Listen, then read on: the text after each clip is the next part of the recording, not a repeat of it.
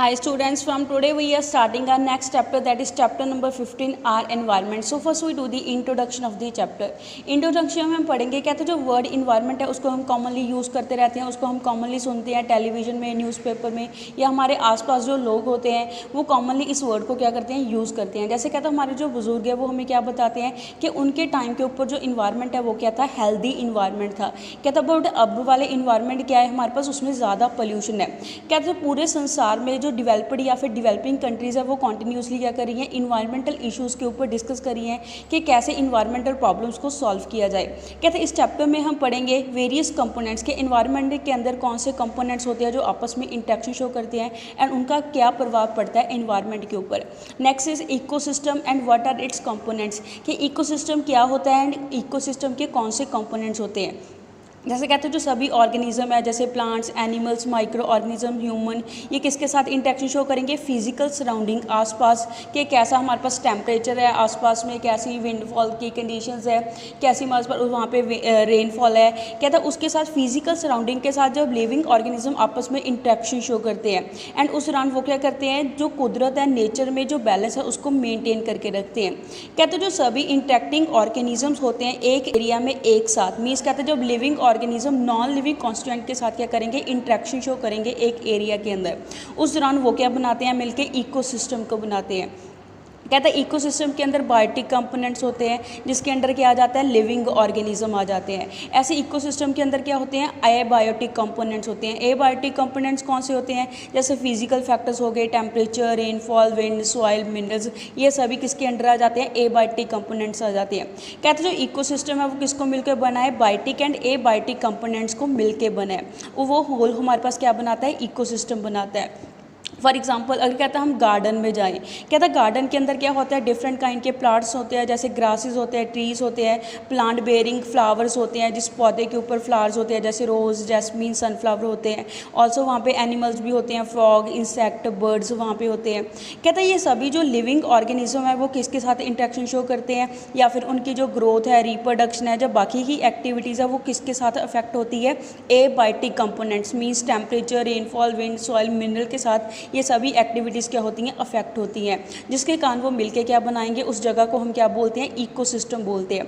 तो कहता है यहाँ से हमें क्या पता चलता है कि जो गार्डन है वो भी क्या है, कि इकोसिस्टम है।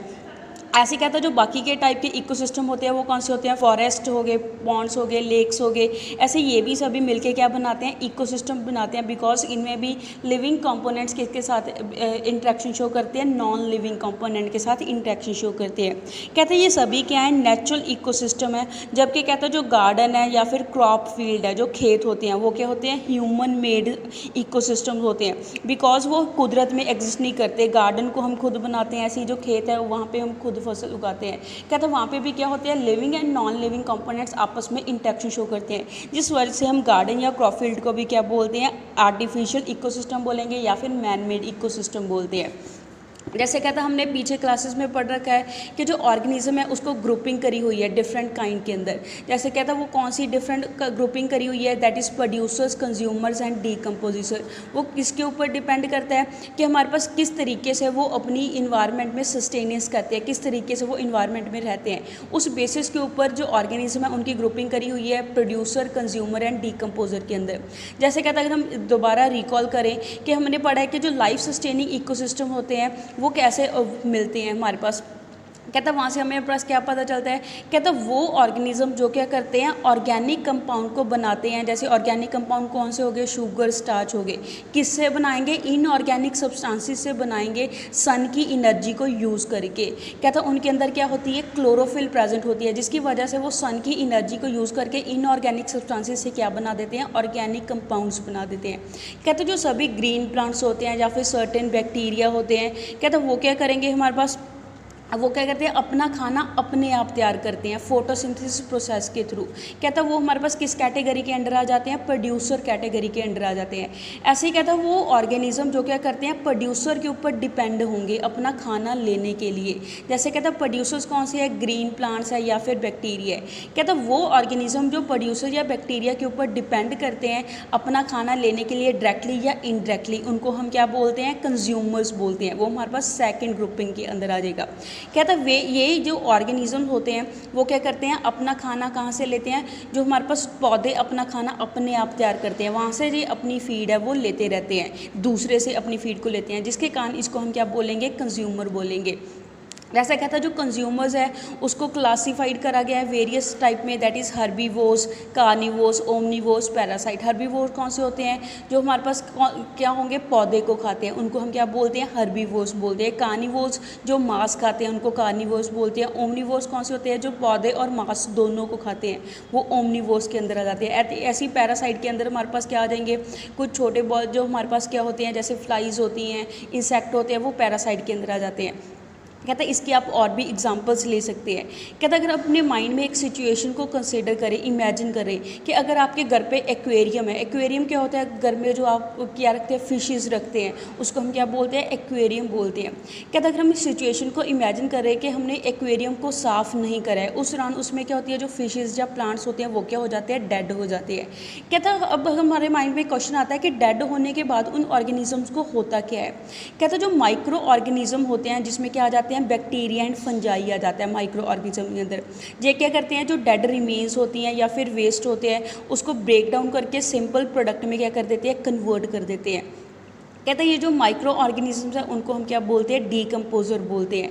कहता है ये क्या करेंगे, complex organic substance. Complex organic substance कौन से होते हैं, जो डेड प्लांट्स एंड एनिमल्स होते हैं उनको हम क्या बोलेंगे, कॉम्प्लेक्स ऑर्गेनिक सब्सटेंस बोलेंगे। कहता है जो माइक्रो ऑर्गेनिज्म है वो कॉम्प्लेक्स ऑर्गेनिक सब्सटेंस को ब्रेक डाउन करके किस में कन्वर्ट कर देते हैं, सिंपल इनऑर्गेनिक सब्सटेंस में उसको कन्वर्ट कर देंगे। एंड वो सिंपल इनऑर्गेनिक सब्सटेंस जाके मिट्टी में मिक्स हो जाते हैं एंड उनको दोबारा पौधे क्या कर लेते हैं, अपनी ग्रोथ करते टाइम उनको यूज़ कर लेते हैं।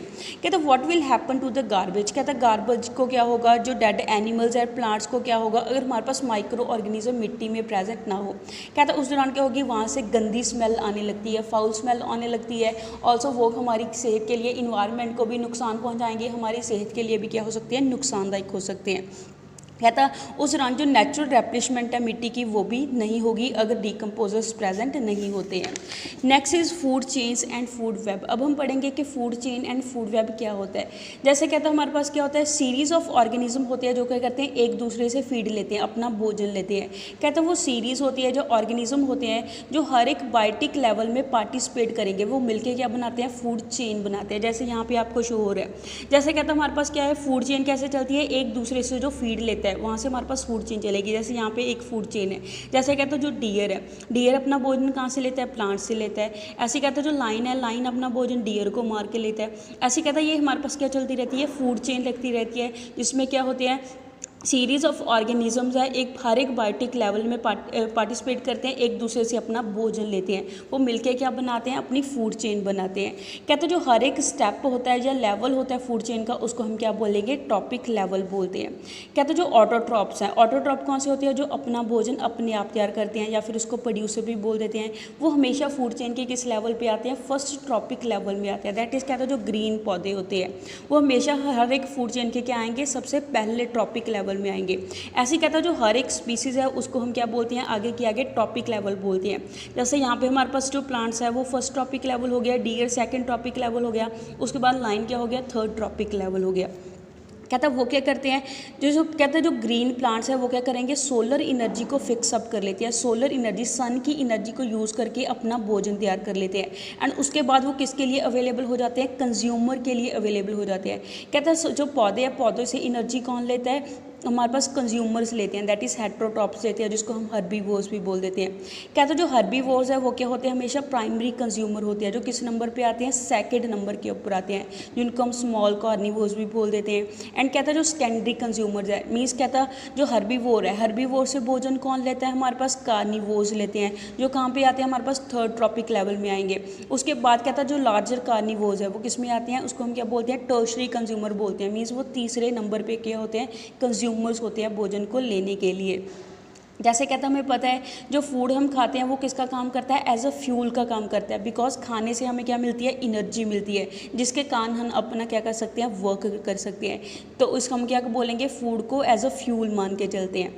दस कहता है जो इंट्रैक्शंस होती है वेरियस कंपोनेंट्स की इन्वायरमेंट के अंदर, उसके अंदर क्या होता रहता है, एनर्जी का फ्लो चलता रहता है, एक कंपोनेंट सिस्टम का दूसरे को एनर्जी आगे क्या करता रहता है, प्रोवाइड करता रहता है। जैसे कहता है सन से एनर्जी किसको मिलती है, प्लांट्स को मिलती है, ऐसे प्लांट से एनर्जी किसको मिलेगी, डियर को मिलेगी, डियर को खा के एनर्जी किसको मिलती है, लाइन को मिलती है। कहता है ऐसे जो एनर्जी का फ्लो है वो एक स्पीस से दूसरी स्पीस की तरफ को चलता रहता है। जैसे कहता है हमने पढ़ा है कि जो ऑटोट्रॉप है वो अपनी एनर्जी किससे लेते हैं, सनलाइट से एनर्जी को लेते हैं। वो क्या करते हैं, जो सन की एनर्जी है उसको किस में कन्वर्ट कर देते हैं, केमिकल एनर्जी में कन्वर्ट कर देते हैं।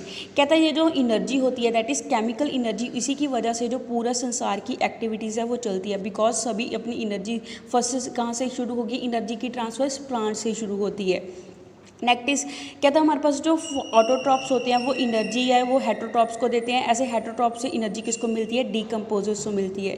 जैसे कहता है हमने पीछे चैप्टर में पढ़ा है कि सोर्सेज ऑफ एनर्जी, वहाँ पे हमने क्या पढ़ा है, कहता है जब हमारे पास एनर्जी एक फॉर्म से दूसरी फॉर्म में चेंज हो जाती है उस दौरान पूरी एनर्जी वो आगे ट्रांसफ़र नहीं करता, उसमें से काफ़ी सारा पोर्शन क्या हो जाता है, लूज़ हो जाता है। बिकॉज कहता है वो पोर्शन किस में यूज़ होता है, उसकी अपनी, जैसे हमारे पास एग्जाम्पल ले ले, कहता है जो पौधे हैं, पौधे ने जो सन से एनर्जी ली है वो कम्प्लीटली डियर को एनर्जी की ट्रांसफ़र नहीं करता, बिकॉज कहता है जो पौधा है कुछ एनर्जी को क्या करेगा, खुद यूज़ कर लेते हैं अपनी ग्रोथ के लिए, अपनी मेंटेनेंस के लिए, उस एनर्जी को क्या कर लेता है, यूज़ कर लेता है। सिर्फ कहता है जो 10% एनर्जी है वो आगे क्या करता है, ट्रांसफ़र करता है दूसरी टॉपिक लेवल को। तो कहता है यहाँ से हमें क्या पता चलता है, जो फ्लो है एनर्जी का वो क्या होता है, रहता है वेरियस कंपोनेंट्स में चलता रहता है इन्वायरमेंट के अंदर, जिसको हम डिटेल में नेक्स्ट वीडियो में आगे डिस्कस करेंगे। So that's all for today, stay home, stay safe, thank you.